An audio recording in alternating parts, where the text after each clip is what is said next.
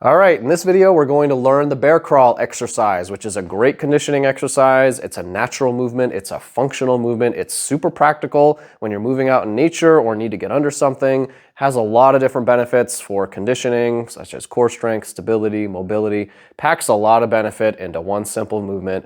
And I'm going to walk you through how I would coach a beginner, how to start with this exercise from the ground up, very basic, and then give you some ideas for how to progress it to some more advanced, challenging variations of it. So let me just show you where we're heading. The basic, I'm going to call it the bear crawl. It's also called the foot hand crawl. It has a lot of other names, but I'm just going to show you what we're doing here. Just to give you a quick demo. That's just one variation of it. So that's where we're heading. So when we learn this, I want to start it with a more basic variation. So we're going to come into a hand and knee position. Tabletop position in yoga, but basically just have your hands planted directly beneath your shoulders, knees directly beneath your hips. You don't want your hands too far forward or too wide or too narrow. You'll find out in a second.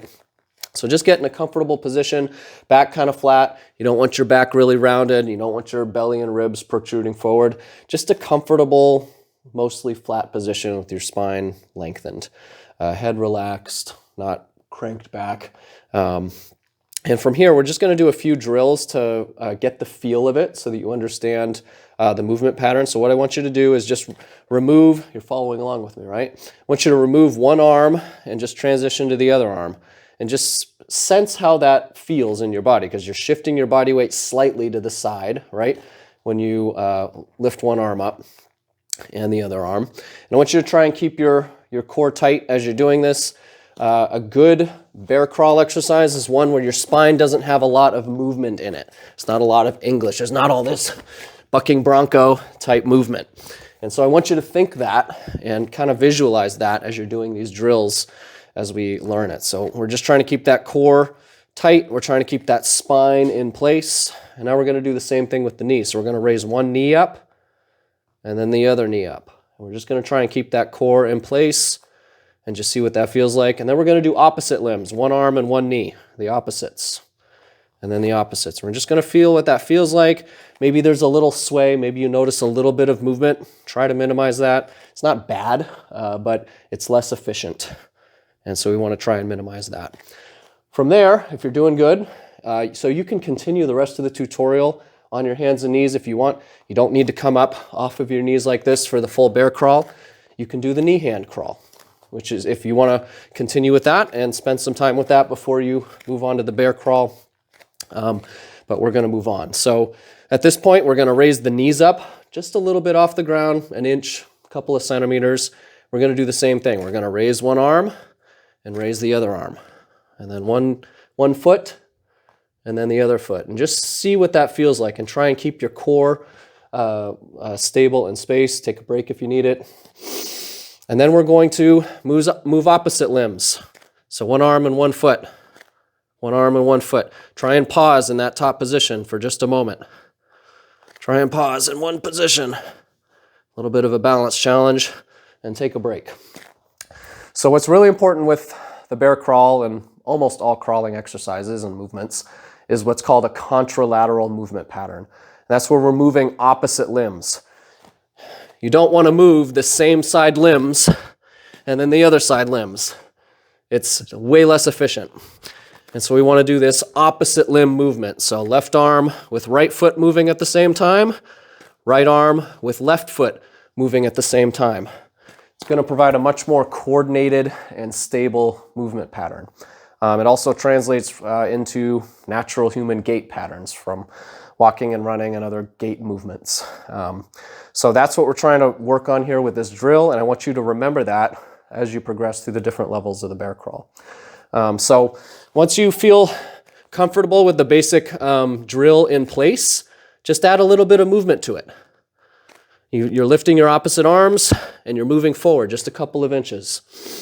And don't think about anything else. Like, there's a lot of little technique things that we're going to drill into in the next few minutes. I just want you to focus on one thing at a time. And so we're just lifting opposite limbs, placing them down a few inches in front, like that, just to get comfortable doing that. And then we'll show you another angle here. So with the knees here, your knees are going to be kind of hovering off of the floor just a little bit, about an inch. What you don't want to do is have your knees up really high like this, with your bum up high as well. It's going to put a little bit more strain on your back and on your shoulders, and it's just going to be less efficient. You're going to get tired faster. And so we want to keep that back flat and those knees just hovering off of the floor. Also, when we're progressing forward, how far do we reach? As far as is comfortable. But I like to move as far forward as when my knee comes in contact with the back of my arm here on my forearm. It's almost like a knee to elbow position. And then the same thing on the opposite side. That's a nice comfortable position for most people. So you go knee to elbow. If we back it up. So we go knee to elbow, knee to elbow, knee to elbow.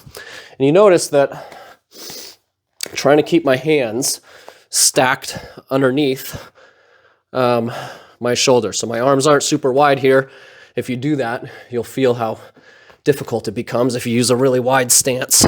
It's going to require more muscular effort, more core stability. You might feel a little bit tight in your hips. You might get a cramp. So we're trying to keep everything stacked vertically. Feet or shoulders over top your hands, and feet directly in line with your knees and your hips. So not wide and not really narrow, but just everything stacked on top of one another. So once you're starting to feel pretty comfortable with it, just try to smooth it out a little bit. Just play around. Like whatever speed feels right to you.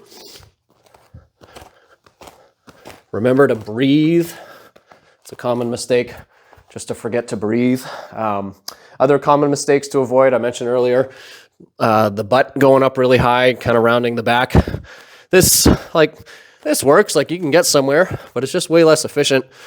Requires a lot more energy. Doesn't feel as good, a little harder on your joints. So keep that back nice and flat.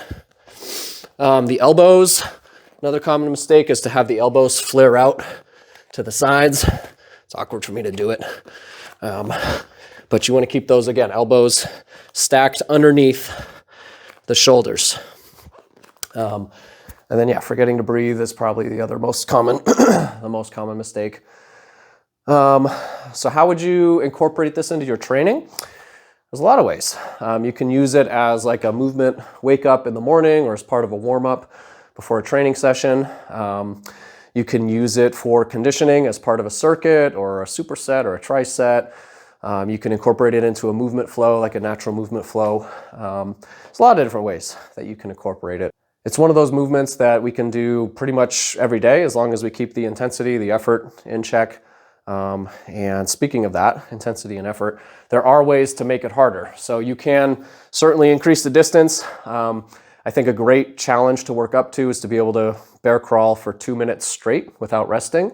You can increase the speed, and you can add a balancing component to it. So you could, you would start. So if I have a seam here, I've got a seam on my mat here.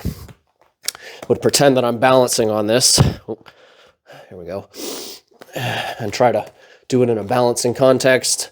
You could move that to a 2x4 board flat on the floor. You could use a raised beam like this if you wanted to. You could add a weight vest if you are feeling really burly and want to really challenge yourself. That's going to significantly increase the load on your upper body. You're going to feel that in your arms and your shoulders especially. You can do it. You can push objects. Maybe you have a medicine ball that you could push and then push. So there's a lot of different ways that you can make the bear crawl harder. So the bear crawl is a great exercise. It's a great functional movement. It's a great natural movement. It's super practical, super good for conditioning, and you should practice it on a semi-regular basis. Hope you enjoyed the video. If you did, would really appreciate a like. And if you want to subscribe, you'll see more content like this in the future. Do me a favor, all right? Let's make it a great day for us and those around us. See you next time.